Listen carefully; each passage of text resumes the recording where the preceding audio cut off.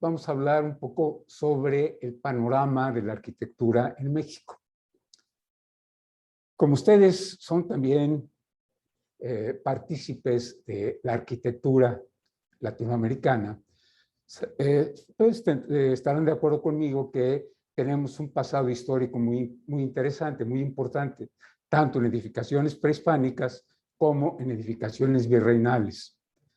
Es a partir del siglo XIX cuando la mayor parte de las repúblicas o los países iberoamericanos consiguen su independencia. ¿Sí?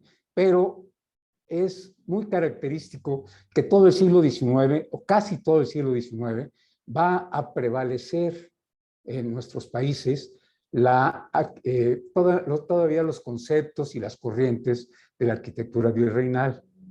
Si estoy equivocado con respecto a Perú, a Bolivia, ustedes pueden comentarlo en este momento. Si no, prosigo. ¿Sí? Bueno. Continúe, arquitecto.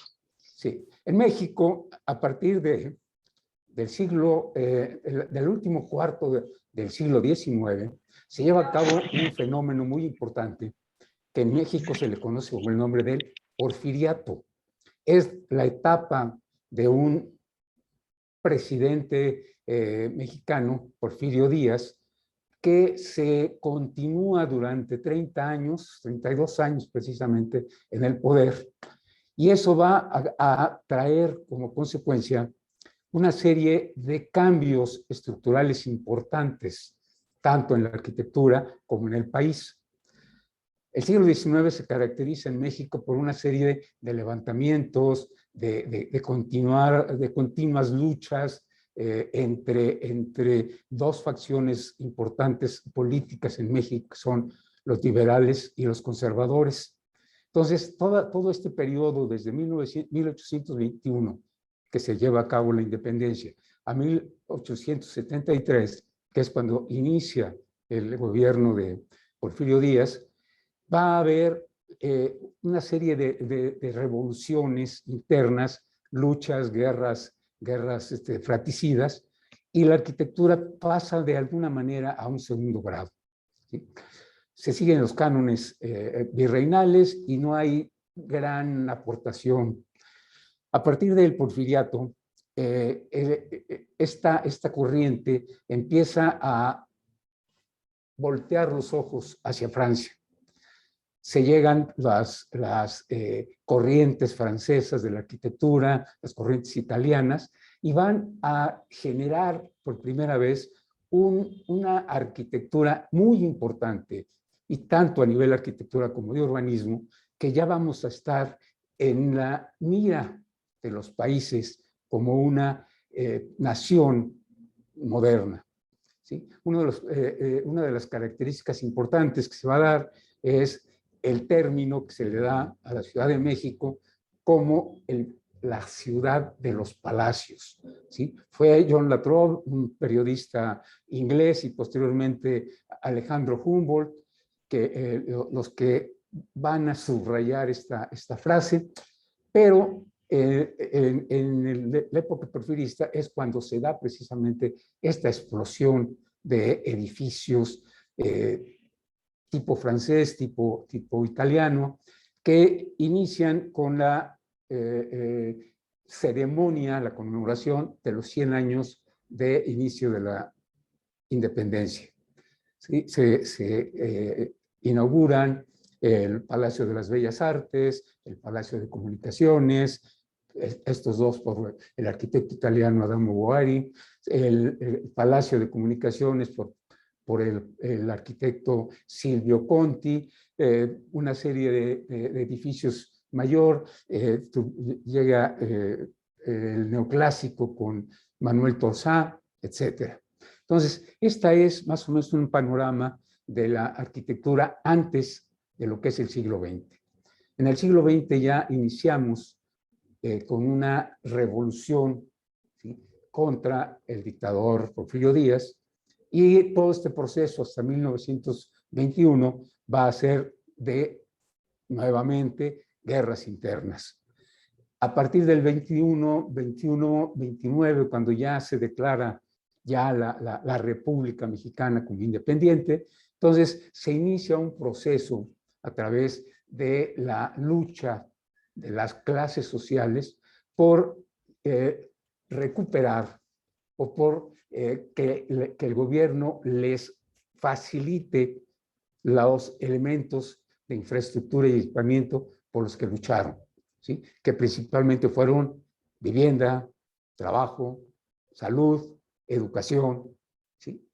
Entonces, estos gobiernos postrevolucionarios van a hacer todo lo posible para que a partir de los años 20 hasta los años 40 se lleve a cabo una gran explosión de construcciones escolares, viviendas obreras, grandes complejos de salud, un cambio en la infraestructura urbana, etcétera, y van a generarse una serie de arquitectos que van a dar prioridad a la arquitectura social. El arquitecto Juan Segura, que hace modificaciones extraordinarias en los conceptos urbanísticos y en la arquitectura a partir del Art Deco, el arquitecto José Villagrán García, no sé si ustedes lo conocen, es el autor de una teoría arquitectónica que va a dar origen a esta entrada de la arquitectura moderna a México precisamente. Tenemos a Juan O'Gorman, otro arquitecto también, en este caso es un radical, es de izquierda, y él hace vivienda social de bajos recursos, ¿sí? O sea, muy económica, hace escuelas. Hay una anécdota muy interesante en la cual el arquitecto Juan O'Gorman está como oposición del arquitecto Obregón Santacilia para demostrar qué tipo de arquitectura es más importante para hacer escuelas. El arquitecto Obregón Santacilia hace una escuela muy interesante, muy bonita, ¿sí? Y se lleva el presupuesto que le dan. En cambio, el arquitecto Juan O'Gorman hace 10 escuelas con el mismo presupuesto, ¿sí? Entonces, además de ellos, estaba Enrique del Moral, también un radical vanguardista, que construye una gran variedad de edificios, ¿sí? Enrique del Moral, que combina volúmenes del neoclasicismo holandés, la arquitectura popular mexicana, y uno de los principales arquitectos, único arquitecto mexicano que ha obtenido el premio Pritzker, ¿sí? Que se llama Luis Barragán. Este señor funda el regionalismo para hacer prevalecer las raíces culturales y la identidad de la arquitectura mexicana. A partir de ese momento, la arquitectura moderna va a sentar sus bases y la arquitectura internacional en todo el proceso de la arquitectura del siglo XX, hasta los años 90. Actualmente, la globalización supone una transculturación en la visión mundial, ¿sí? Ha influido en la forma, los valores arquitectónicos, constructivos, reflejando el momento histórico de la humanidad, ¿sí? Es una completa influencia de las nuevas corrientes arquitectónicas internacionales que han fragmentado en gran parte la identidad regional, tanto de México como de los países latinoamericanos. La globalización, junto al desarrollo tecnológico y la producción de nuevos materiales de construcción, ha permitido que surja una arquitectura de vanguardia, cada vez más evidente en los espacios cotidianos de los centros urbanos del país. Grandes edificios comerciales, conjuntos de vivienda, nuevos conjuntos hoteleros, áreas verdes, de recreación, espacios.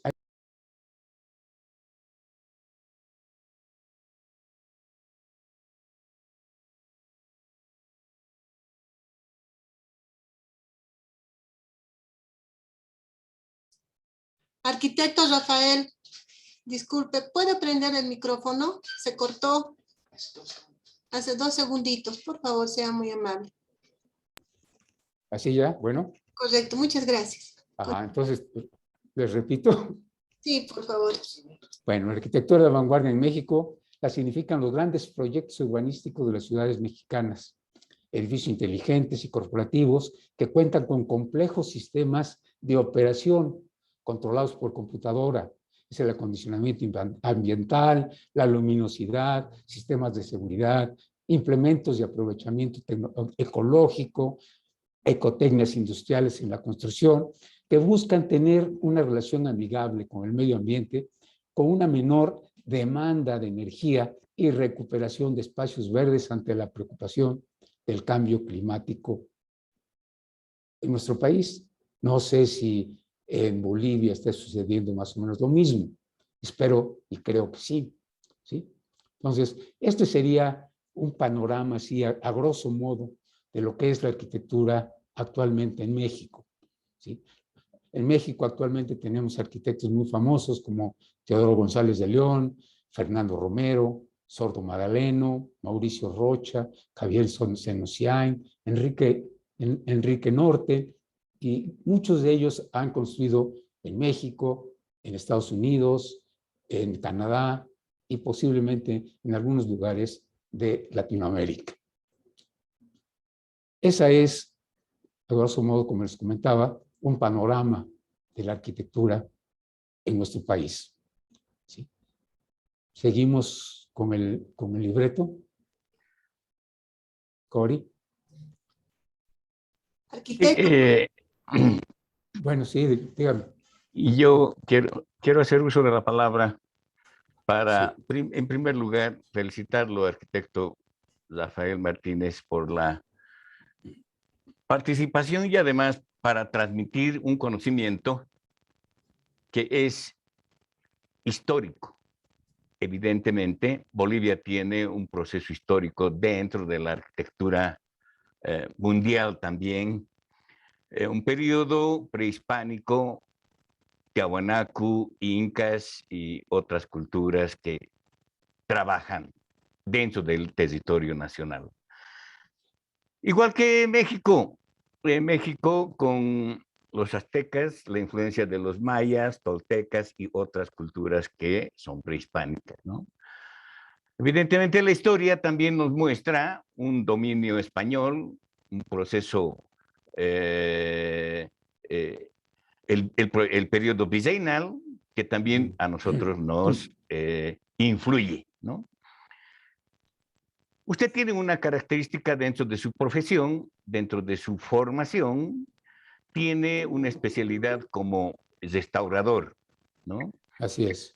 Las ciudades en Bolivia están influenciadas también por cultura prehispánica, ¿no? Y México mucho más aún, porque se conservan algunos palacios del periodo del azteca, ¿no? Bueno, la arquitectura mexica, llamémosle mexica porque estamos en México. Sí. Aztecas son las personas que venían de Aztlán.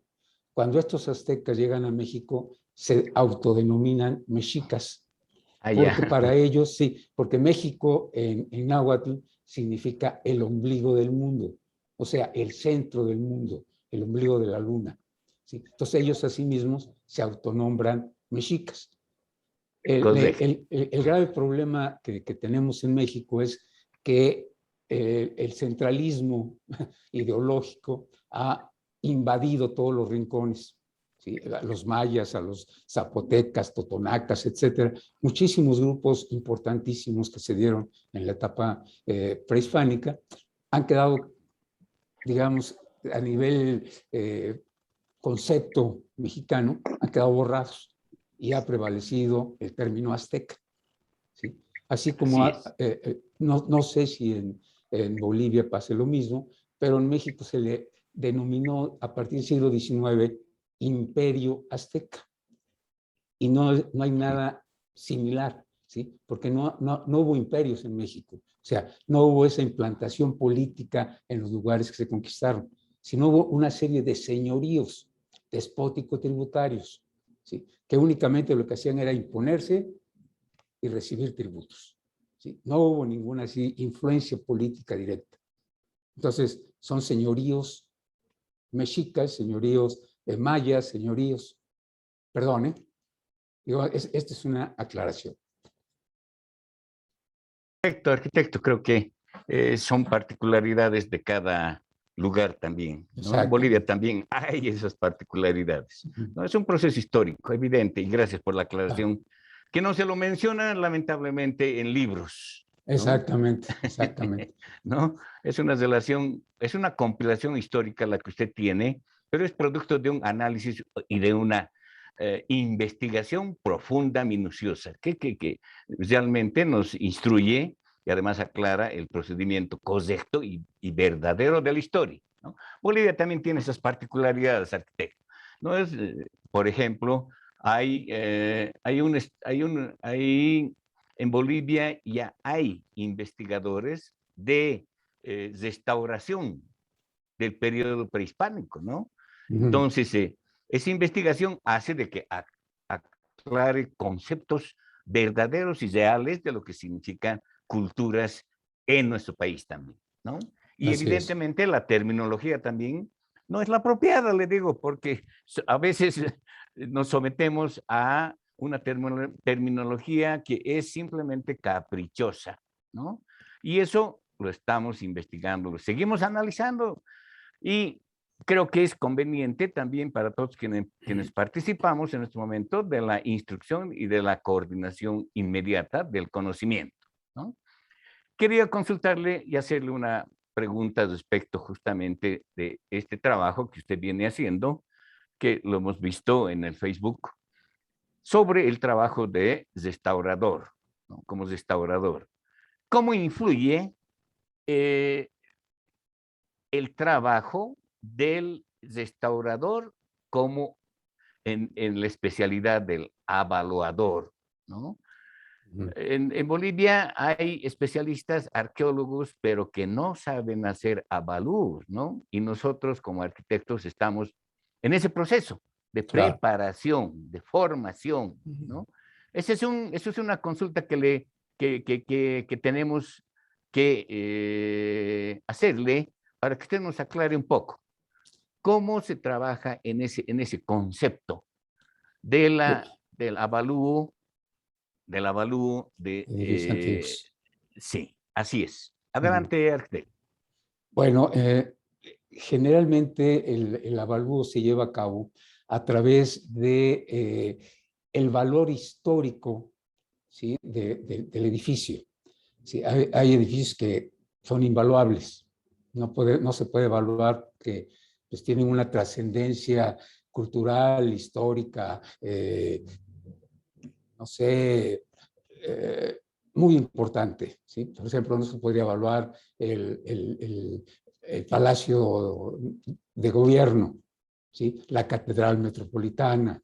Entonces, esos edificios son invaluables, pero de alguna manera la investigación histórica de los edificios que por alguna razón se tengan que evaluar y tienen valor histórico o pertenecen a una corriente antigua, ¿sí? Se lleva a cabo también con las condiciones que para el caso impone el Instituto Nacional de Antropología e Historia en la Ciudad de México, dependiente de la Secretaría de Cultura. El siglo XX ya se lleva a cabo a través de los edificios catalogados, ¿sí? Por el Instituto Nacional de Bellas Artes. Entonces, ellos son los que ponen las condiciones para que uno pueda evaluar un edificio o volverlo intocable, ¿sí? Aquellos edificios catalogados por ellos, ¿sí? No se pueden modificar si no hay una licencia predeterminada por estas dos instancias. A nivel económico es difícil evaluarlos. Esto se lleva a cabo generalmente de manera particular y han desaparecido muchos edificios que tenían un valor relativo, ¿sí? Por necesidades económicas de los propietarios, ¿sí? Entonces, pero se han llevado a cabo muchas sanciones, se han llevado a cabo acciones judiciales, pero realmente falta mucha conciencia histórica entre los arquitectos mexicanos. ¿Sí? Una gran mayoría de arquitectos mexicanos no tiene esa conciencia histórica. Somos relativamente pues, un grupo reducido de arquitectos que luchamos porque se conserven los edificios, se les dé el valor histórico importante, y al final de esta plática les iba a comentar exactamente esta actividad, que se está revalorando el reciclaje de los edificios de valor histórico, catalogados y protegidos por nuevos y diversos usos, tratando de preservar el valor histórico y artístico del pasado. Se lleva a cabo a través de proyectos que proveen de instalaciones contemporáneas y a antiguos edificios como son exconventos, antiguos templos, palacios virreinales e inclusive algunos edificios catalogados en el siglo XX, que se les ha dado una actividad cultural como museos, como centros sociales, como centros artísticos, ¿sí? Entonces, esa es un poco la intención que se le da a los edificios antiguos. Permítame hacer una colación a su intervención. Es un concepto, creo que también en Bolivia está sucediendo, esa desvalorización de lo que significa nuestra historia dentro de la arquitectura, ¿no? Y muchos conceptos también se los maneja de esa manera y se los maltrata en Bolivia, ¿no? En Bolivia, en La Paz, por ejemplo, se han construido 2 edificios que rompen completamente con todo el contexto histórico nuestro, ¿no? Y estamos sometidos también le digo, desgraciadamente, al factor político, ¿no? Y económico principalmente. Sí, determinante, Sí. ¿no? Entonces, ya ni participan, le digo, ya no dejan ni la participación del arquitecto especialista en esta área, ¿no?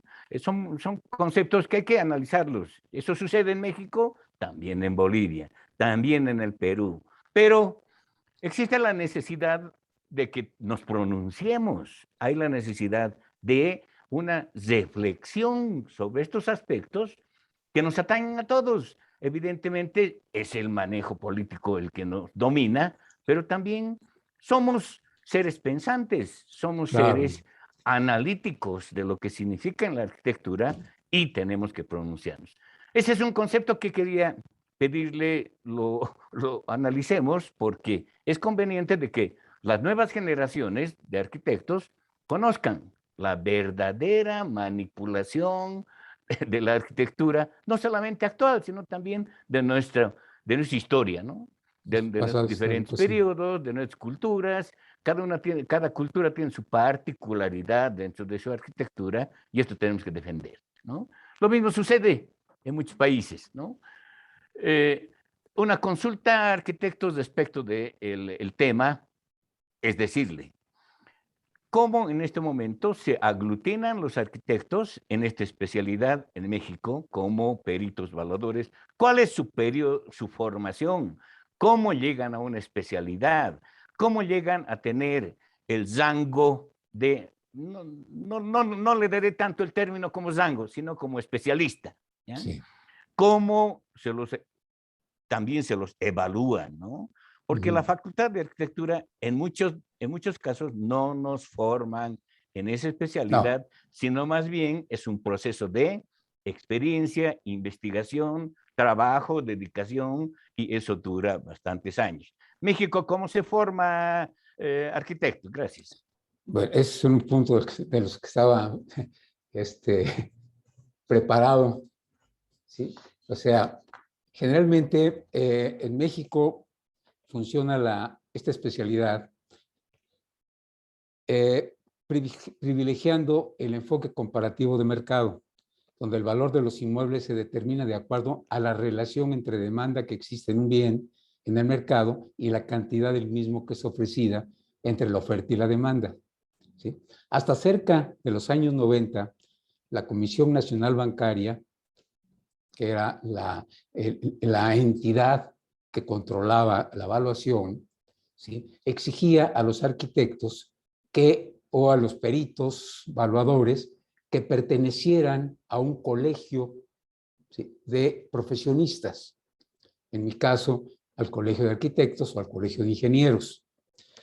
Y además deberían pertenecer a una sociedad dependiente del colegio, ¿sí?, de evaluadores, o sea, una sociedad especialista en evaluadores donde se llevaba a cabo toda la, no sé, el registro, la calificación, el control de lo que son los evaluadores.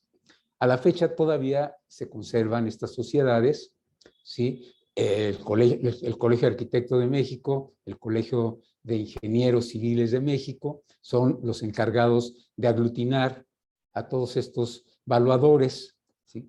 O sea, son varias las sociedades, son una cantidad bastante grande, y cada una de los estados y las ciudades importantes en nuestra república, sí, tiene sus sociedades y su colegio de arquitectos o de profesionistas. Esto, lógicamente, es un derecho que tenemos los profesionistas es un derecho constitucional, porque está registrado en la Constitución, en el artículo 5, ¿sí? Y dice que todos los profesionistas tenemos el derecho de registrarnos en un colegio de profesionistas, ¿sí? Para que de ahí se respeten nuestros derechos, se defienda, ¿sí?, cualquier tipo de relación entre cliente y arquitecto, etc. Entonces, esta situación se lleva a cabo, ¿sí? Se llevaba a cabo hasta los años 90 por parte de la Comisión Nacional Bancaria, ¿sí?, que era bancaria de valores. Entonces, esta institución establecía las normas que regían para la elaboración de los avalúos, ¿sí? Emitía un formato que unificaba los datos que se requerían para las instituciones bancarias y que elaborábamos los peritos evaluadores, ¿sí? Entonces, esta relación se llevaba a cabo en aquel momento. A partir del 2005 se va a determinar que la Universidad Nacional Autónoma de México instituye primero la especialidad en evaluación inmobiliaria. Y ahí empieza el requisito para que los evaluadores, cualquier profesionista evaluador, pueda ejercer esta función. O sea, primeramente deben ser especialistas en evaluación inmobiliaria. Eso lo registran los colegios y asimismo lo va a registrar la Secretaría de Economía, ¿sí? Entonces, para poder ser evaluador, primeramente hay que ser especialista. Hacia el 2009 se va a llevar a cabo un cambio, y este cambio va a ser la maestría, ¿sí? Ahora, todos los personajes que tengan maestría pueden ser evaluadores. Entonces, son evaluadores aquellos que presentan y llevan a cabo la maestría, ¿sí?, en evaluación inmobiliaria. O sea, ese es el requisito para ser evaluador en la Ciudad de México, ¿sí? Actualmente existen unas instituciones que regulan la evaluación, ¿sí? Una de ellos es la Sociedad Hipotecaria Federal. La otra es el Instituto de Administración y Avalúos de Bienes Nacionales. La sociedad hipotecaria, ¿sí?, va a regular todos los avalúos y todas las acciones que se lleven a cabo dentro de los parámetros de crédito a la vivienda, de crédito a edificios particulares, ¿sí?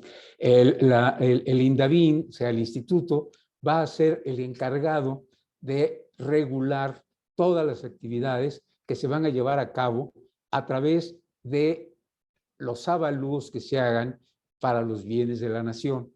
O sea, aquellos bienes que son por mercado, por expropiación, por venta, por intercambio entre instituciones, esos los lleva a cabo el evaluador registrado en el Instituto de Administración y Avalúos de Bienes Nacionales, ¿sí? Los otros, los que llevamos a cabo actividades con los bancos, con los notarios, ¿sí? Con las inmobiliarias, esos nos regula la sociedad hipotecaria, por un lado, y la Comisión Nacional Bancaria por el otro.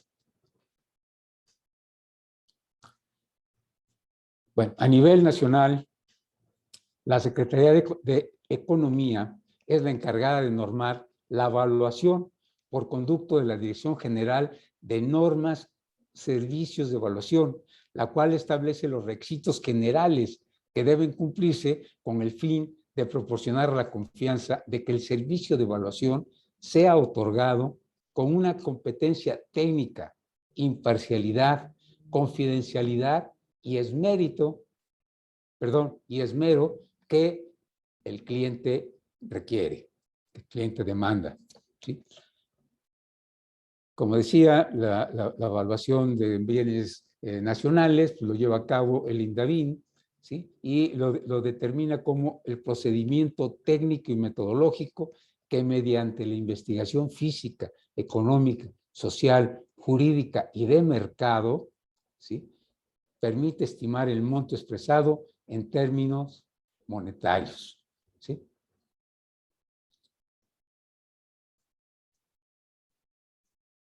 En la documentación la lleva a cabo la Secretaría de Hacienda y Crédito Público a través de la norma específica de información financiera gubernamental de bienes nacionales.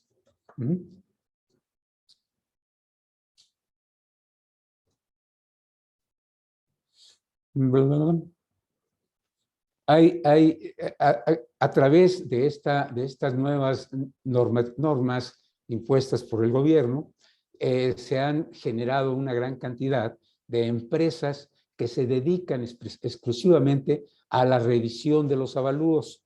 Este es otro de los requisitos que ha impuesto, ¿sí? la Sociedad Hipotecaria Federal, que todo ejercicio que ejerza el evaluador tiene que ser revisado por una autoridad competente, ¿sí? Estas empresas se han registrado como revisoras de avalúos y mediante la aplicación de técnicas muy avanzadas y dan a los otorgantes de créditos hipotecarios una mayor certeza y seguridad de sus operaciones.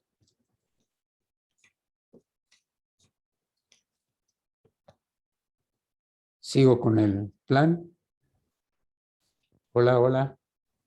Arquitecto, ¿Sí? continúe, estamos escuchándole atentamente, no se preocupe.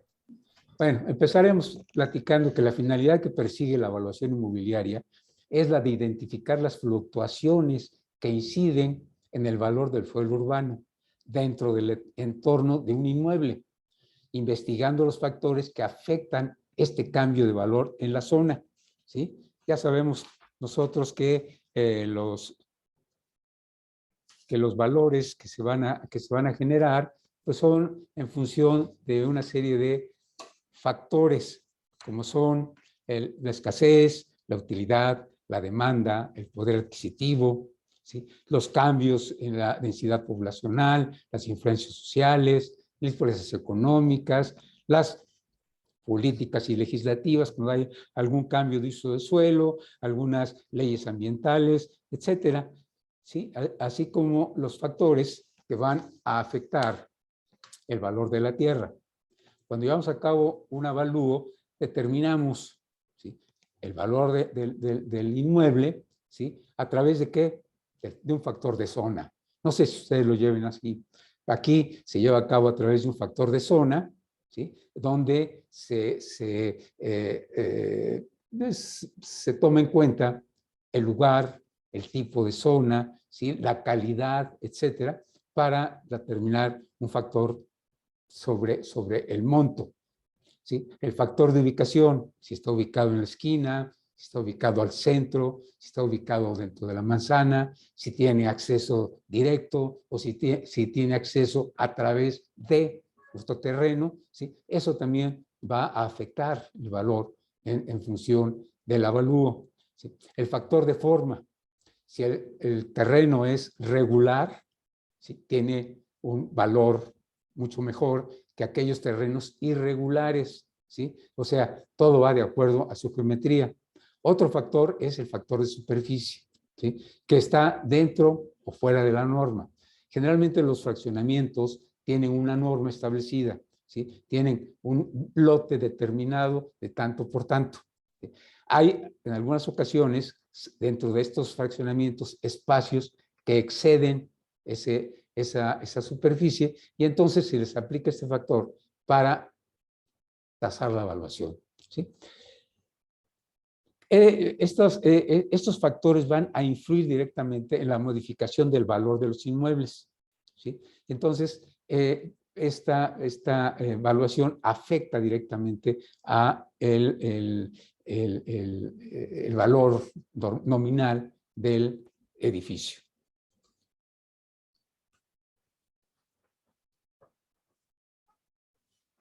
El concepto, uno de los puntos que me habían marcado era el concepto de avalúo y peritaje.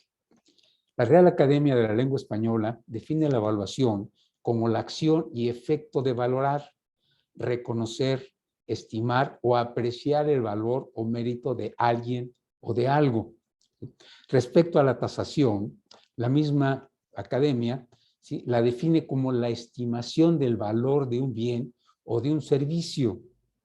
Es el acto y resultado del cálculo numérico que se realiza con el fin de asignar un valor monetario a un determinado bien, propiedad o inversión. No sé si en Bolivia tengan un concepto diferente. Me gustaría conocerlo. Sí, evidentemente estamos coincidiendo varios conceptos con usted, arquitecto, en metodología de trabajo del proceso de avalúos, ¿no? Creo que estamos hablando del mismo lenguaje, arquitecto, no se preocupe, más bien le agradecemos por sus conceptos que son valederos para nosotros porque estamos asimilando casi el mismo proceso de trabajo, ¿no? Sí, Perdón. adelante, adelante. No, perdón. Continúa, arquitecto José Luis. Sí, es un proceso que evidentemente se está internacionalizando. ¿Por qué? Porque esta especialidad ha tomado bastante fuerza, ¿no?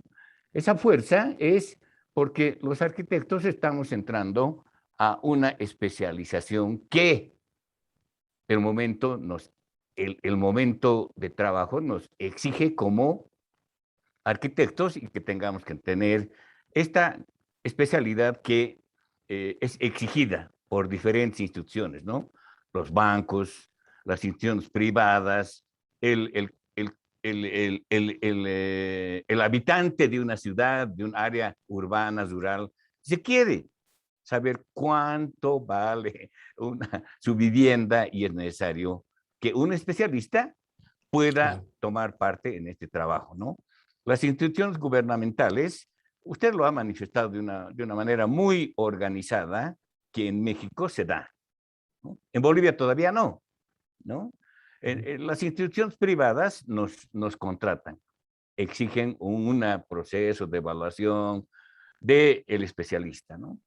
Es mínimo la exigencia en Bolivia, no llegamos a muchos especialistas y estamos en ese proceso, ¿no?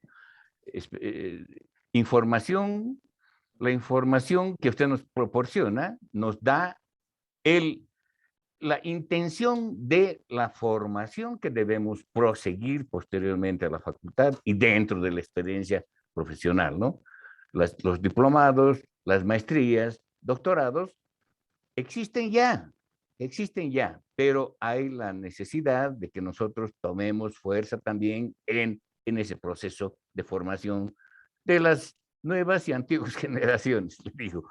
Entonces, es válido esos conceptos que ustedes nos han manifestado y preguntarle también, ¿no? Evidentemente están organizados como colegio de arquitectos, están organizados como asociaciones o como cualquier nombre que se le ha designado para poder identificarse como especialistas, ¿no? En Bolivia también, arquitecto, en Bolivia también. Existe una ley del arquitecto, la 1373, que faculta para la formación de los arquitectos y además de la especialidad como tal, ¿no? De todas maneras, también estamos nosotros en otra intención institucional de un trabajo multidisciplinario de diferentes profesiones, ¿no? Con la participación en la especialidad de ingenieros, economistas, auditores, médicos, necesariamente los arquitectos dentro del área del inmueble, pero también, por ejemplo, hacemos trabajos multidisciplinarios en la participación de una auditoría completa de una institución donde nos piden se hagan los valores, se realicen los valores de todo cuanto tiene una industria, por ejemplo, ¿no? Valorar la infraestructura, valorar su equipo de computación, valorar su equipo de motorizados, valorar sus libros, valorar esto. Entonces, nosotros estamos con la firme intención de la formación de peritos evaluadores multidisciplinariamente, ¿no? Ese trabajo es de conjunto, es de especialidad y también de coordinación entre los especialistas, ¿no? Entonces, este trabajo lo estamos realizando en Bolivia. Nosotros nos denominamos como la Asociación Boliviana de Evaluadores, que estamos en esa formación. Es un proceso también, no es de la noche a la mañana, ¿no? Eso nos forma y vamos a darle a la sociedad especialistas. Vamos a darle a la sociedad con mucha capacidad y además lo que requiere la sociedad, ¿no? Ese es un trabajo que lo estamos haciendo paulatinamente, es un proceso también, ¿no? Claro. Y las nuevas generaciones también tienen que estar enteradas de que evidentemente existe esta especialidad. Esa es nuestra urgente necesidad de transmitir a la juventud profesional, no solamente de los arquitectos, ¿no? Sino de todas las especialidades de todas las profesiones, y en algún grado también participan los técnicos, ¿no? Hay Claro. gente especialista, por ejemplo, le voy a comentar, para evaluar joyas. Claro. ¿Quién evalúa? ¿Quién hace un avalúo de joyas, no? Entonces tenemos la necesidad de la participación multidisciplinaria de alguien que tenga mucha especialidad en esa área. En México también debe haber ese mismo concepto, arquitecto, le consulto. Sí, sí, sí existe. Sí, exactamente. Por ejemplo, existe mucho en el empeño, digamos, en el Monte de Piedad, en las instituciones que prestan dinero. Se lleva a cabo precisamente esta evaluación por parte de gente especialista en muebles, en vehículos, en joyas, en aparatos cualquiera, o sea, de todo existen una serie de peritos también registrados ante la Secretaría de Hacienda como peritos evaluadores en diferentes especialidades, ¿sí? Bueno, quisiera también terminar este punto de concepto de evaluación y peritaje diciendo que el peritaje, ¿sí?, el concepto de peritaje, lleva a cabo, es un informe técnico con valoración económica que realiza un experto perito en un área específica, a petición de una autoridad judicial y que permite exponer de manera clara un argumento o algún hecho, ¿sí?, con el fin de presentárselo a un juez o tribunal, ¿sí?, para el desenvolvimiento de un proceso judicial, ¿sí? O sea, los peritajes en México se llevan a cabo de esta manera. Por un lado está los peritajes a nivel de juicios civiles, juicios comerciales, de los juzgados, a través de los familiar, civil y comercial, ¿sí?, por parte de la judicatura, ¿sí?, del Tribunal Judicial de las ciudades, ¿sí?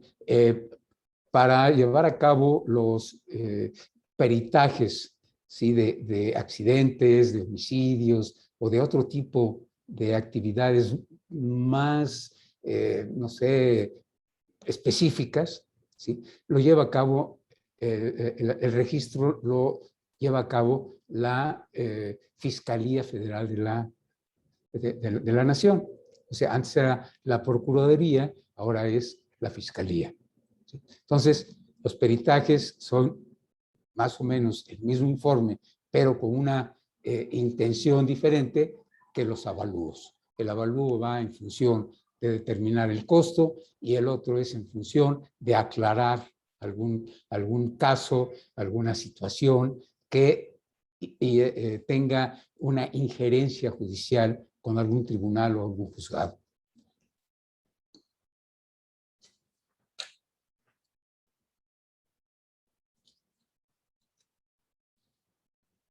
En México, el proceso de evaluación inmobiliaria privilegia el enfoque comparativo de mercado, donde el valor de los inmuebles se determina de acuerdo a la relación entre la demanda que existe de un bien en el mercado y la cantidad del mismo que es ofrecida, o sea, la oferta y la demanda. Cualquier tipo de evaluación a realizar en México se lleva a cabo por parte de un experto certificado en avalúos para evitar un mal cálculo y futuras afectaciones en temas fiscales y comerciales.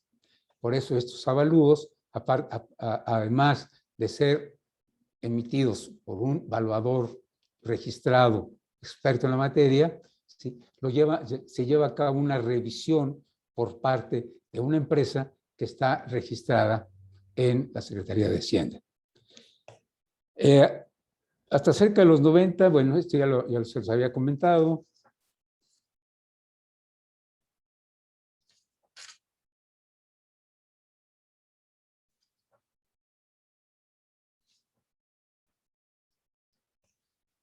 Los avalúos, los avalúos incluyen una descripción clara y exacta del alcance de la asignación, la definición de valor empleada y el uso que se le va a dar al trabajo mencionado.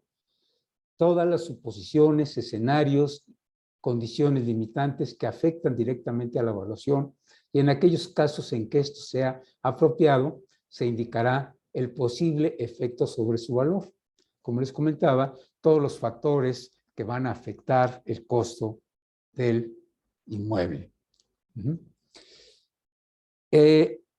En México, hasta los años 90, casi cada uno de las asociaciones de evaluación tenía sus formatos e incluía una serie de datos, ¿sí?, para llevar a cabo el avalúo. A partir de 2005, ya la sociedad hipotecaria hace un informe único, ¿sí?, para todos los avalúos, ¿sí?, que llevamos a cabo los arquitectos evaluadores o cualquier tipo de perito evaluador. ¿Sí? Los peritajes judiciales, esos son de libre emisión. O sea, el arquitecto lo hace diciendo que con una buena intención, ¿sí? Y en base a su experiencia, esto es así, ¿sí? Entonces hace todo un reporte a los jueces. Entonces esto va y se incluye dentro de los propios procesos, ¿sí? Que llevan a cabo los juzgados, los tribunales o el sector de la Suprema Corte de Justicia. En relación a los aranceles que rigen la actividad, estos dependen de la Federación de Colegios de Evaluadores, ¿sí? O sea, a nivel nacional, cada estado, cada ciudad tiene sus sociedades de evaluadores. Todas ellas están registradas en una federación nacional, o sea, que es la que controla todas las acciones de los evaluadores. Esta federación es la que emite los aranceles a los cuales nos tenemos que atener todos los profesionales dedicados a la evaluación, ¿sí? Entonces, en la Federación de Colegios de Evaluadores en México tiene 9 métodos para poder cotizar, ¿sí? Está el método por metro cuadrado y tipo de construcción, que es la más común, el porcentaje sobre la inversión, que va por un convencionalismo entre el 0.9% al 1%, según sea el proyecto. Si es un proyecto pequeño, se le aplica el 0.9%, y si es un proyecto grande, o sea, un fraccionamiento o un conjunto habitacional, se le aplica el 0.1%. ¿Sí? Entonces, la plantilla de recursos se establece con un monto convencional, o sea, se establece entre decir, señor, yo le cobro tanto, si usted está de acuerdo, adelante, ¿sí? O sea, tenemos también los aranceles de la Cámara de la Industria de la Construcción, de la Cámara Nacional de Edificación y Construcción, etcétera, que también van a determinar los valores en función de ciertos parámetros, ¿sí? El Banco de México, cada 3 meses, emite también una regulación, ¿sí? Un monto de aranceles, y además emite los valores por zona, colonia y lugar de todos los inmuebles y terrenos que están en ese entorno, ¿sí? Entonces, todos estos factores son los que nos permiten a los arquitectos establecer el valor de un inmueble a través de su análisis y determinado con todos los factores que anteriormente les comenté. Entonces, esto facilita en gran medida la actividad. Además, ahora, actualmente, la sociedad hipotecaria nos exige hacer un estudio de mercado, o sea, exponer 3 o 4 ejemplos similares, ¿sí? Como costo valuatorio para emitir nuestro valor al inmueble. Entonces, pues esta situación se lleva a cabo desde el 2005 a la fecha, y pues podemos decir que es el proceso y la metodología a través de la cual se lleva a cabo el avalúo aquí en México. ¿Una pregunta? ¿Un comentario? Arquitecto, Arquitecta, muchas gracias. dígame usted. Arquitecta, lo que a mí me gusta de la charla es que usted menciona que allá en México existe la Federación del Colegio de Evaluadores. Sí.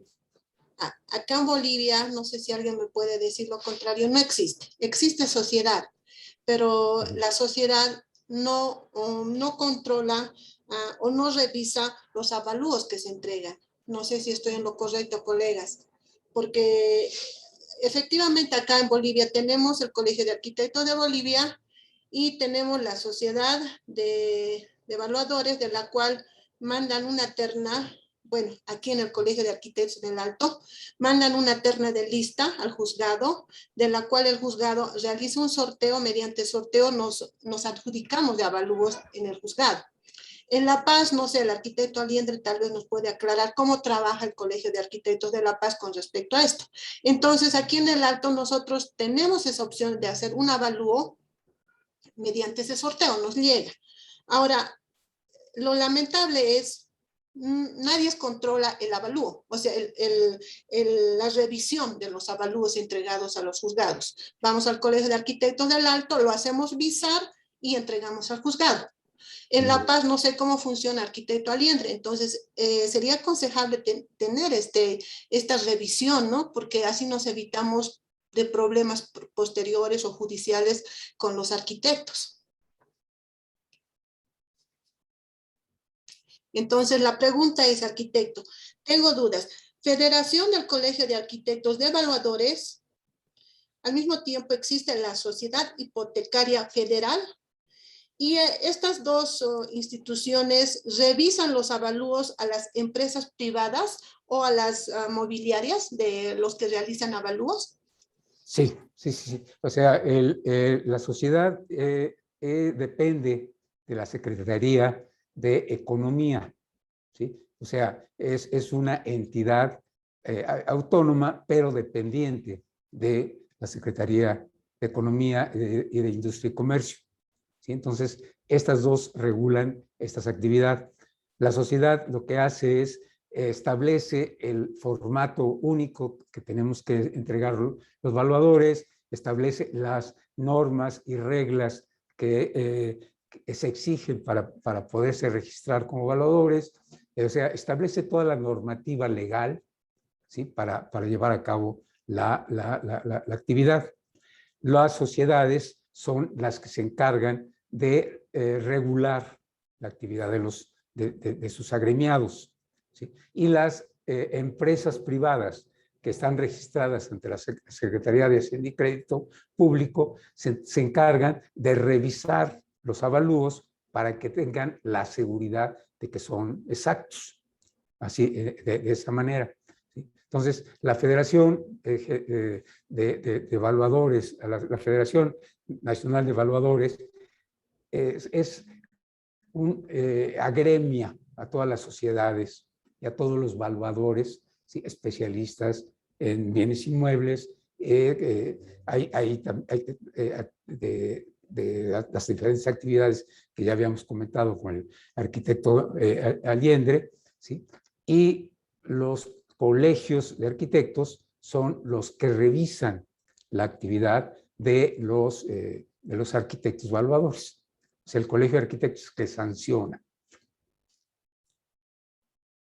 Sí, es evidente la estructura que usted nos ha mostrado, realmente es digna de los profesionales de la especialidad. ¿Por qué?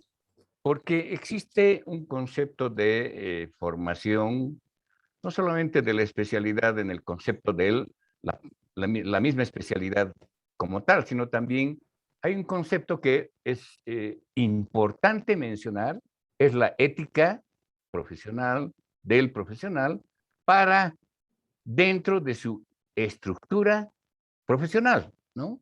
Claro. La estructura que usted muestra es una estructura nacional de México que agremia a todos los especialistas, pero también no están a su libre albedrío, ¿no? Sino más bien es una estructura que muestra realmente la fortaleza de la formación del perito y también que debes responder a una institución, a una base de datos, a una metodología de trabajo que es lo aconsejable, ¿no? Muchos países ya lo tienen desde hace muchos años y nosotros en Bolivia estamos en ese proceso, ¿no?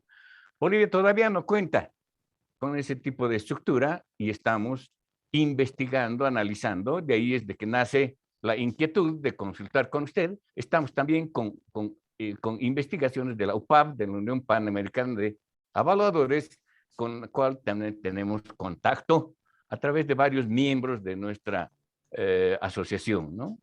Uno de ellos es el arquitecto Marco Moscoso, que nos ha conectado con la ATACH, por ejemplo, de Chile, con la cual estamos trabajando, porque también ya tienen, creo que hace un mes, 2 meses, una ley nacional para poder trabajar dentro de su límite geográfico y su territorio, ¿no? Perú tiene también unas características casi similares que están trabajando en esa formación y también multidisciplinariamente, ¿no? Es un avance que tenemos en Bolivia con usted al conocer que realmente un avalúo tiene que ser necesariamente revisado. ¿Por qué? Porque tenemos que tener por regiones, por zonas, por áreas, parámetros de un avalúo que no podemos dispararnos por decirle algo, el valor metro cuadrado $100 o en el mismo sector otro arquitecto indique valor metro cuadrado $1,000 o $2,000, ¿no? Entonces, son conceptos que necesariamente tenemos que coordinarlos para no tener problemas con quien nos ha contratado, ¿no? En el caso, por ejemplo, del órgano judicial en Bolivia, las discusiones son permanentes porque no mostramos un trabajo organizado, ¿no? Desde la presentación del informe, ¿no? Aquí en Bolivia tenemos informes muy contradictorios, en muchos casos son muy mínimos o en muchos casos son muy ampulosos que los jueces no nos entienden, ¿no? Entonces hay la necesidad de hacer comparativamente cómo se trabaja en México, cómo se trabaja en otro país, cómo se trabaja. Entonces es un trabajo muy delicado porque conlleva, en muchos casos nos han indicado, ¿cómo me lo vas a evaluar en $10,000 el trabajo de mi casita que es de toda mi vida? ¿No? Entonces, son aspectos que influyen en el concepto social también, ¿no? Esos análisis tenemos que hacerlos, tenemos que valorarlos, tenemos que ser un cuerpo colegiado como peritos evaluadores, ¿no? En ese orden es necesario, ¿no? El arancel es determinante, es determinante. Usted, como lo ha explicado, funciona, evidentemente. Nosotros estamos también en ese análisis del arancel, ¿no? En muchos casos nos nombran peritos evaluadores y nos dicen, mi arancel es $1,000 lo que cuesta, ¿no? Y el cliente indica, no, si quieres lo haces por 100, sí o no. Entonces no hay quien haga respetar esa ley de aranceles. La Organización de México hace respetar. Por toda la estructura, hace respetar. La consulta es, ¿un perito evaluador en México puede vivir de su trabajo como especialista? ¿Con todas esas características que indica? Es una pregunta. Sí. Es bastante redituable, ¿eh? O sea, dentro de los colegios de arquitectos, los evaluadores son, digamos, el estamento más, que podríamos llamarle fifí, o sea, el más acomodado, ¿sí? El que tiene mejores ingresos. O sea, sí es redituable como área de trabajo. La única cuestión es, lógicamente, como en todas las profesiones, es pues saber cómo desarrollar nuestro trabajo y en qué lugares poderlo vender nuestra actividad.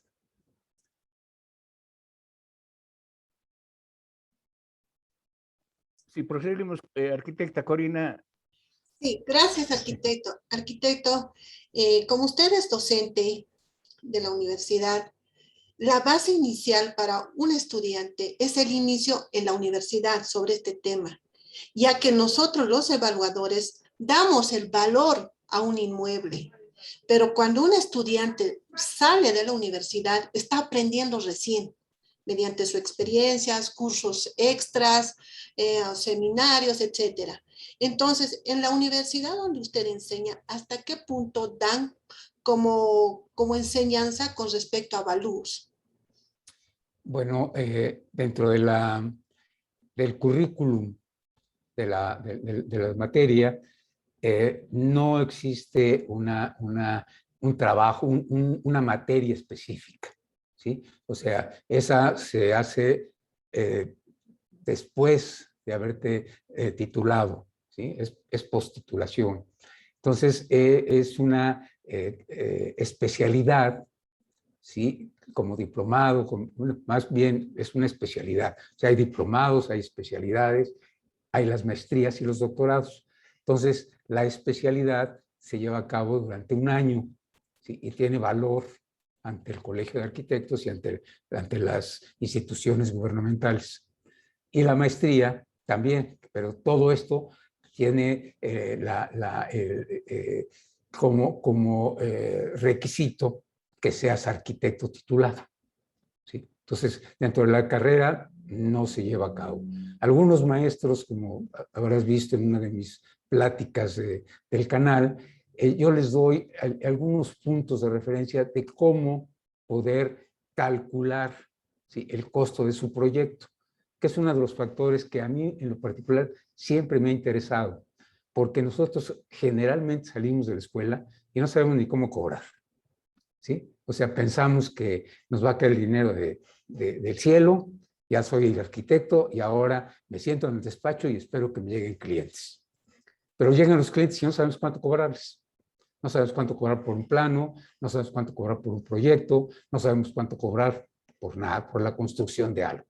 Entonces, ahí yo les doy una base metodológica un poquito, que será a través de mi experiencia, ¿sí? Y los obligo a que investiguen los costos del lugar, a que investiguen los aranceles, a que investiguen una serie de lugares o de sitios donde pueden obtener esta información. Entonces, pero generalmente ese es un grave déficit de todas nuestras universidades, que no los enseñamos a aprender a cobrar, ¿sí? Y el arquitecto tiene que vivir. Como decía el arquitecto Aliendre, pues tenemos que encontrar un nicho donde podamos vivir de ello. Correcto, al parecer que ahí viene la oferta y demanda, ¿no? Donde algunos sí respetan el arancel, algunos no respetan el arancel y venden su trabajo a lo mínimo. Claro que hay algunos colegas que venden lo correcto. Arquitecto, también quiero decir al resto de los colegas que nos están escuchando, nos están viendo, pueden hacer las preguntas que ustedes desean y también invitar a su página de YouTube del arquitecto Rafael Martínez, que es Cuando las piedras hablan, y realmente aclara muchos temas arquitectónicos de la cual nos ayuda bastante. Colegas, pueden hacer sus preguntas si desean con respecto al tema. Mientras tanto, arquitecto, quisiera que nos vuelva a hablar con respecto a la parte académica. Como usted es docente, poco me interesa este tema. ¿Cuál es la modalidad de graduación en México? Bueno, mira, hay a partir del año 2010 se establecieron 10 maneras de poderse recibir, ¿sí?, como arquitectos. Anterior a eso, únicamente había una posibilidad, que era la titulación a través de una tesis y un ejercicio de arquitectónico. A partir de este momento se lleva a cabo una serie de posibilidades, y una de las cuales, fíjate que es muy importante, porque hay muchos arquitectos sin título, ¿sí?, que tienen una experiencia extraordinaria. y ahora sí ya se valora la experiencia. Te puedes recibir por experiencia profesional, demostrando con tu currículum que has generado durante un tiempo determinado la profesión de arquitecto y en todos los ámbitos de la arquitectura. ¿Sí? Tú puedes decir, bueno, llevo 25 años como supervisor de construcciones. ¿Sí? Yo tengo tantos años como ayudante de evaluador. Yo tengo tantos años. Entonces, esta experiencia que tú tienes, ya la universidad te la acepta como requisito para que te puedas recibir. ¿Sí? La única circunstancia es que cumplas con una serie de requisitos ¿cómo se podría decir?, de actualización dentro de la carrera, para que veas para que sepas que estás actualizándote. ¿Sí? Entonces, otra de las opciones que tienes para recibirte es un servicio social. Todos los alumnos de la Universidad Nacional llevan a cabo un servicio social, ¿sí? A través de la ayuda a lugares, a zonas depauperadas, a empresas que se encargan de labores sociales. O sea, hay una serie de actividades arquitectónicas o dentro del área que pueden ejercer estos estudiantes como una actividad de servicio social. Si tu servicio social es muy trascendental, puede ser base para que te puedas recibir con ese informe. ¿Sí? Muchas ocasiones hay alumnos que se acercan a los maestros, ¿sí? Y quieren ser sus ayudantes. En la Facultad de Arquitectura de la Universidad Nacional Autónoma de México no existe la figura de ayudante de profesor, pero pueden ser auxiliares como llevando no sé, los apuntes, apoyando con materias, etcétera. Y con ese reporte cubriendo ciertas condiciones, se pueden también recibir. La otra es la recepción a través de la titulación, que es la importante, a través de una investigación en una institución pública o privada que sea trascendental, ¿sí? O sea, hay 10 maneras de recibirse. Nosotros en el seminario de titulación que llevamos a cabo en la facultad, pues vamos valorando de manera que la actividad que han desarrollado los alumnos sea factible de ser tomada en cuenta como requisito para su titulación. Gracias, arquitecto. Recientemente, hace una semana, en una entrevista con un conocido periodista a una inmobiliaria, mencionó acá en Bolivia que en estos años, 2 años de la pandemia, acá en Bolivia subió el valor de los inmuebles. Subió, al parecer la inmobiliaria hizo otro tipo de análisis y dijo, subió. En la pandemia las personas han preferido invertir su dinero en comprar inmuebles. Pero yo que hago avalúos, mi realidad es otra. Mejor ha bajado el valor de los inmuebles, no subió el inmueble. Entonces bajó, no es lo mismo de hace 2 años porque hay un porcentaje menor ahora que están ofreciendo los inmuebles. Ahora la pregunta es, allá en México también afectó la pandemia sobre el valor de los inmuebles, porque aparentemente aquí en Bolivia esta inmobiliaria pues está dando ese concepto, ¿no? De que subió el valor de los inmuebles. Allá, ¿cómo trabaja con respecto a este tema? Bueno, realmente la oferta, ¿sí?, está excediendo ahorita la demanda. Hay poca demanda de bienes inmuebles. ¿Sí? La gente pues está insegura, no sabe qué va a pasar. y por lo tanto no están demandando bienes inmuebles, lo cual ha hecho que fluctúen hacia la baja un tanto cuanto muchos de los inmuebles, aunque las inmobiliarias, ¿sí? A partir de que los insumos de la construcción subieron, pues lógicamente que han subido sus tasas de precios, ¿sí?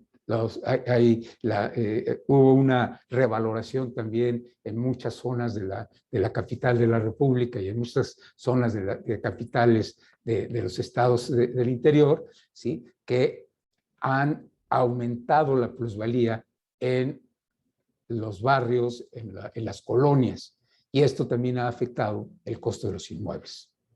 Pero en realidad, ahorita la demanda ha bajado bastante, ¿sí? Y hay oferta.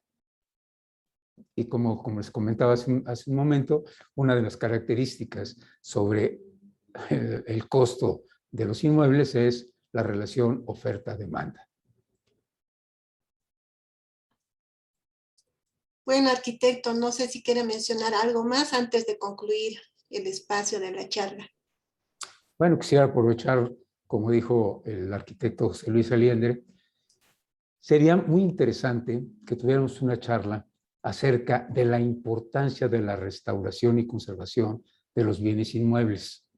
Aquellos edificios antiguos que por su valor histórico, patrimonial, social, ¿sí? Se han catalogado como monumentos, y pues que es importante que todos los estudiantes y los arquitectos principalmente, pues le demos ese valor que tienen los edificios y no hagamos como muchos arquitectos que dicen, es una obra vieja, tírala y no hay problema, ¿sí?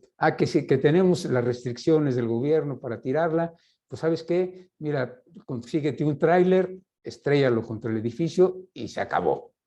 Entonces, eso es, como decía también el arquitecto Aliendre, es una falta de ética profesional, ¿sí? Entonces, debemos respetar todos estos inmuebles que son el resultado de un momento histórico de nuestros países. Porque como mi canal, Las Piedras Hablan, estas piedras de estos edificios nos hablan de política, de momentos históricos, de momentos económicos, de momentos sociales. O sea, un edificio antiguo es una carta abierta a la historia del entorno, de la sociedad, de la política, de la economía, ¿sí? O sea, la Torre Eiffel, por ejemplo, el Palacio de Bellas Artes, la Ópera de París, ¿sí? O sea, todos esos edificios tienen un valor que trasciende su mero valor histórico, digamos, ¿no? O sea, ¿por qué? Porque cada piedra de esos edificios nos habla y nos cuenta una historia diferente. Entonces, yo pienso que sería interesante que ustedes organizaran una plática acerca de la restauración, de la importancia de la restauración de bienes inmuebles, ¿sí? Y de su conservación principalmente. Y además ver la posibilidad de una puesta en valor, como dicen las normas de Quito, que le den un valor nuevo a una actividad trascendental, ¿sí? Actual, a ese mismo edificio. Un poquito como se está haciendo en México, un poquito como se hace en Italia, como se hace en Francia y en España. Yo pienso, no sé lo que ustedes piensen, ¿no? Y si lo hacen así, estaría encantado de que me invitaran a participar. Correcto, arquitecto. La tarea es permanente y además es ardua. Vamos a compartir con usted. Creo que su especialidad es encomiable para que nosotros tomemos en cuenta, y además de que también los arquitectos tienen un otro área de trabajo que es la restauración, que son pocos los que le dan ese valor, esa importancia, y creo que con usted vamos a reflexionar sobre un otro área de trabajo a la cual también estamos posibilitados para trabajar, ¿no? vamos a invitarlo. Muchísimas gracias más bien por su ofrecimiento, arquitecto, y muy agradecidos, ¿no? De todas maneras, los participantes quieren hacer algunas consultas. Voy a invitarlo al arquitecto Marco Moscoso para consultar y participar con usted del trabajo y de la conversación que hemos tenido hoy día, ¿no? Arquitecto Moscoso, por favor. Estimado José Luis, buenas noches. Corina, Rafael, un gusto, muy interesante la charla. Siempre es bueno saber cómo se manejan las cosas en otros países. Algunas son buenas experiencias, algunas son malas experiencias. Dios nos permite de alguna manera ir para adelante basándonos en la experiencia y las buenas maneras de hacer las cosas. Sin duda alguna, acá en Bolivia, como en todo país, en unas cosas estamos muy avanzados y en otras nos falta mucho. Me imagino que en México pasa lo mismo, pasa en Chile, pasa en todo lado. Y acá en el tema que tú eres especialista en el tema patrimonial, es interesante, Rafael, y es interesante el combinarnos a hacer un curso de esto, que yo le agregaría un aditamento más a este tema de evaluación. Podríamos poner además el tema de evaluación patrimonial, que es una especialidad que realmente México, Perú, Bolivia necesitamos mucho, de la cual no tenemos especialistas. Hablaremos que dentro de lo que es el ámbito evaluatorio, esta es una especialidad más y está creciendo otra especialidad que hubo recién un webinar de UPAP, que es la evaluación de edificaciones sostenibles. Son otros los parámetros, es algo actual que se está dando. Y sin duda alguna yo creo que sería interesante ir tocando poco a poco Bolivia, México, Chile, ir viendo un poco nuestras realidades para ir creciendo poco a poco. Sin duda alguna acá el tema evaluatorio considero que está empezando. Un gran paso está dando, a mi punto de vista, la Asociación Boliviana de Evaluadores. ¿Por qué? Porque considero que es un buen punto. Porque está empezando de lo vital, está empezando de la capacitación. Sin capacitación no tenemos nada. Podemos ser 1 millón de socios que hagamos las cosas de manera artesanal, como muchos lo vienen haciendo, de ese dar el valor al inmueble al dedillo, que yo creo que puede ser así, sin un respaldo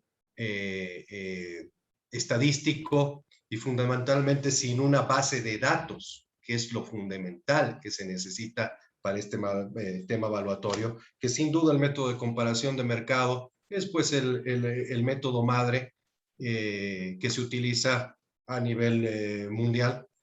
Más allá de los otros métodos de valor residual, de costo de reposición, son métodos que ayudan al acto evaluatorio dependiendo del objetivo que se tenga para que sea la tasación que se va a hacer. El tema del valor de mercado, y considero yo que en Bolivia tenemos esa fuerte deficiencia.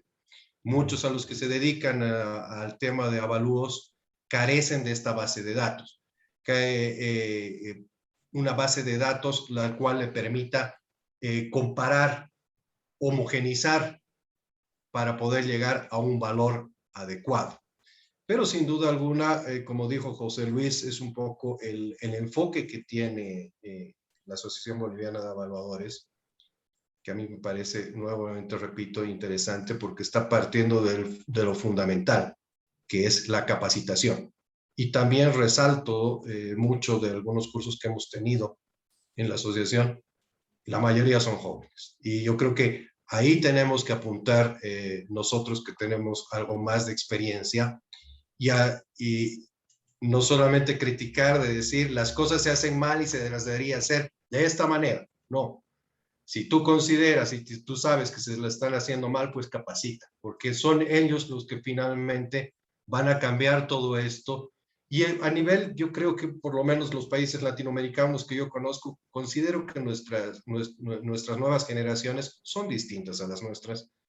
Se proyectan mucho más para adelante, son más abiertos internacionalmente. Por supuesto, las redes sociales y todo esto han sido de vital importancia. Les gusta investigar más, no se quedan con una explicación, si no investigan ellos mismos y ven. Yo creo que eso hay que aprovechar. La capacitación es importante en todas las áreas, en el área evaluatoria y en el área, Rafael, que comentaste, patrimonial, a mí me parece fundamental. Fundamental porque son las raíces, los orígenes de nuestras ciudades, de nuestras culturas, de nuestra misma estructura urbana de la ciudad, que creo que no se le está tomando el peso al asunto, y el tema, por supuesto, de la valoración de los edificios patrimoniales, ¿no? Claro. Entonces, yo agradecido, feliz de participar de estas charlas, porque realmente enriquecen el conocimiento de uno, y uno un poquito se puede dar cuenta cómo se manejan las cosas afuera, y uno compara, ¿no? Lo que hablábamos del tema de que en México han subido los costos de construcción, y que actualmente en realidad la oferta, hay mucha más oferta que demanda. Es algo que está pasando acá en Bolivia también. Nuestra empresa, si bien tiene 5 áreas de acción de todo el ciclo inmobiliario, una de ellas se dedica al tema de avalúos, tasaciones, evaluaciones de proyectos. Tenemos otra área que es la empresa constructora, donde construimos y vendemos. Y justamente eso es lo que está pasando, ¿no? Exacto. O sea, todo el año que hemos venido de pandemia no hemos podido vender. Bajo el punto de vista de empresarial, nos ha traído grandes problemas, porque los costos financieros nos han comido las utilidades del proyecto, y ahorita lo que estamos tratando es de vender con miras a hacer otro proyecto donde podamos de alguna manera tener algo de rentabilidad. Eso es lo que está pasando, ¿no? Sin duda alguna, como han subido los costos de construcción, no podemos poner precios muchísimo más bajos, pero también la soga del banco nos obliga a algunas unidades ponerles precios bajos para salir de eso y pensar que a futuro voy a poder tener mayor rédito con las unidades que me faltan. En el ámbito evidente. Sí. En el ámbito valuatorio, en realidad, nosotros estamos entrando en realidad con la empresa, tratando de entrar, que otros países ya lo han hecho, a los modelos automatizados de valoración, donde nosotros tenemos una base de datos georreferenciada, donde nos permite, ya la máquina puede hacer cierto tipo de comparaciones, y nuestro objetivo es lograr tener avalúos en muy corto tiempo. Ese es, digamos, el enfoque que tenemos, pero nos hemos tropezado justamente con este tema de la pandemia, donde todo se ha revuelto. Claro.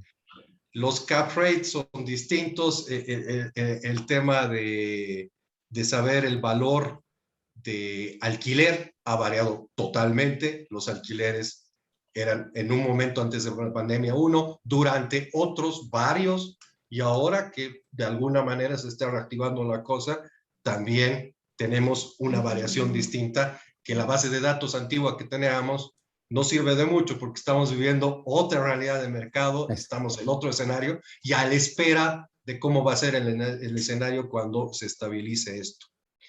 Pero Rafael, José Luis, Corina, yo agradecido, me encanta participar de estas cosas, y bueno, para adelante, vayamos con el tema de patrimonio y demás, que creo que buena falta nos hace en todos nuestros países latinoamericanos. Gustazo de conocerte, Rafael. Gusto es mío, Marco. Entonces, antes de despedirnos, arquitecto, estamos comprometidos a hacer otra charla sobre la importancia de la restauración de bienes inmuebles. Exacto. Con incidencia en la evaluación patrimonial. Podría ser también, o podemos dividirlo, sí. No, con eso más. ¿Verdad?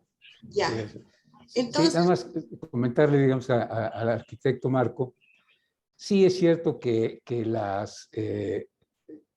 la incidencia de todos los aumentos en los precios de la construcción han incrementado el costo de los edificios, porque pues es que es imposible en una economía que ha quedado suspendida en el paro poder reactivar inmediatamente.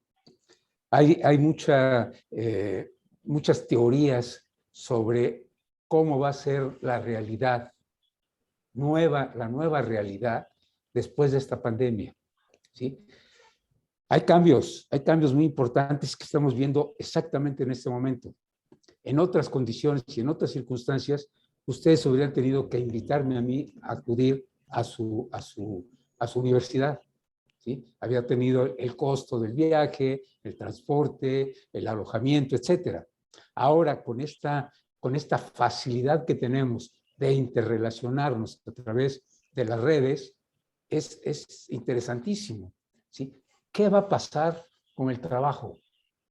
¿Sí? ¿Qué va a pasar con la educación? ¿Qué va a pasar con la nueva sociedad?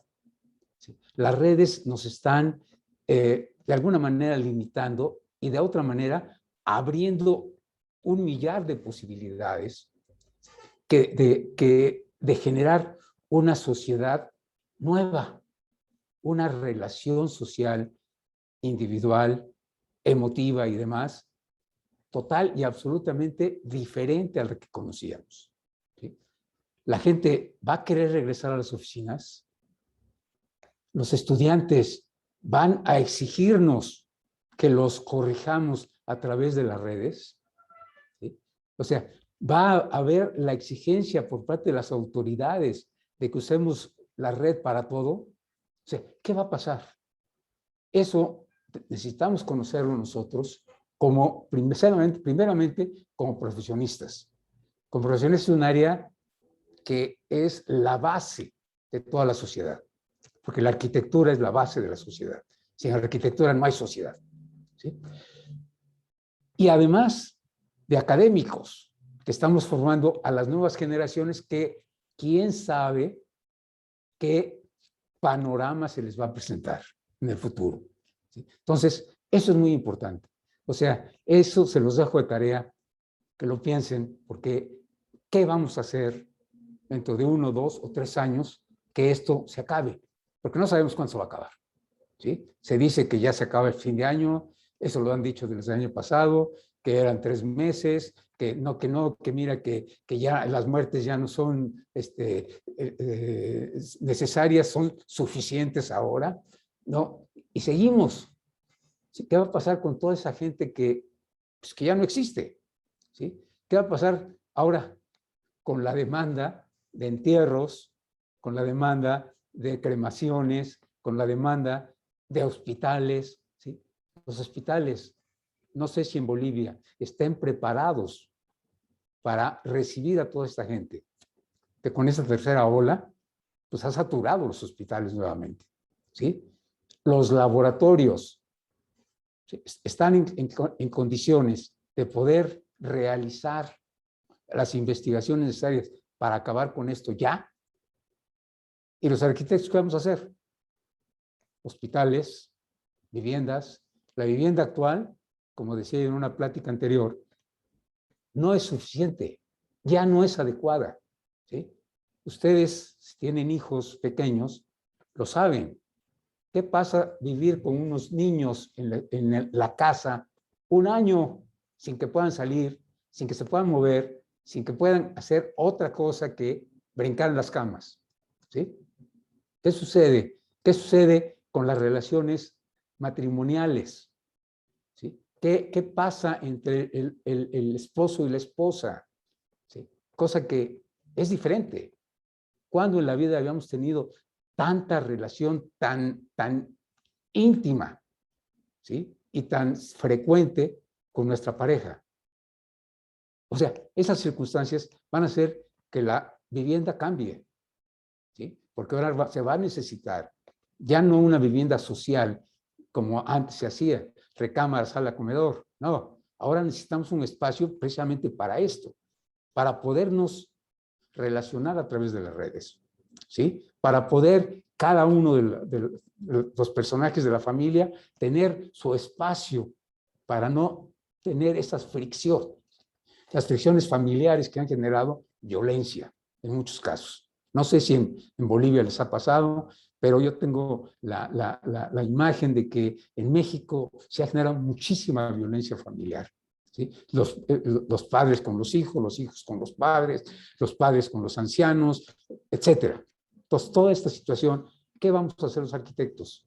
Tenemos que proyectar nuevos edificios para oficinas, que van a ser mitad casa y mitad oficina, nuevos edificios para hospitales, centros sociales, los cines majestuosos cerrados durante un año, ¿sí? Los teatros extraordinarios cerrados durante un año. O sea, esa nueva arquitectura, ¿quién la va a hacer? ¿Los jóvenes? ¿Con qué bases? Nosotros, como docentes, tenemos la obligación de crearles un panorama más realista de lo que va a ser el futuro. Bueno, con esto cierro mi participación. Les agradezco muchísimo, de veras, les agradezco muchísimo la invitación y espero haber cumplido con el programa que me pidieron y con la información. No sé, a lo mejor me quedé corto, digamos, es un espacio muy corto para poder decir todo lo que hay, pero bueno, espero que me comprendan. Muy agradecido.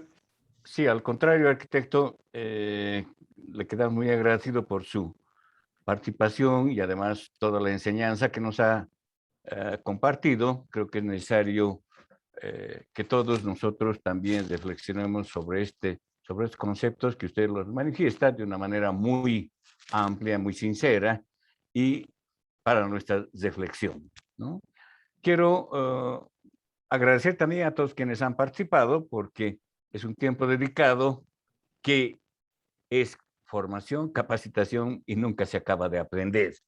Muchísimas gracias a todos quienes han participado. A usted les reitero nuestro agradecimiento y cuando venga a Bolivia, por favor, lo vamos a recibir con los brazos abiertos para hacerle conocer también todo nuestro país y todo cuanto ocurre, ¿no? Ocurre y seamos también partícipes físicamente del conocimiento de la arquitectura boliviana. Muchísimas gracias. Corina, por favor, adelante. Bueno, antes de despedirnos, nuevamente agradezco a todos los asistentes, en especial a usted, arquitecto, por aceptar la invitación desde México y con seguridad vamos a tener más charlas, porque lo bueno es compartir conocimiento. Muchas gracias, arquitecto. Internamente, mediante correo, vamos a estar quedando el día y hora para la siguiente charla. Muchas gracias. Estoy a sus órdenes. Gracias y buenas noches. Buenas noches. Así nos saludamos.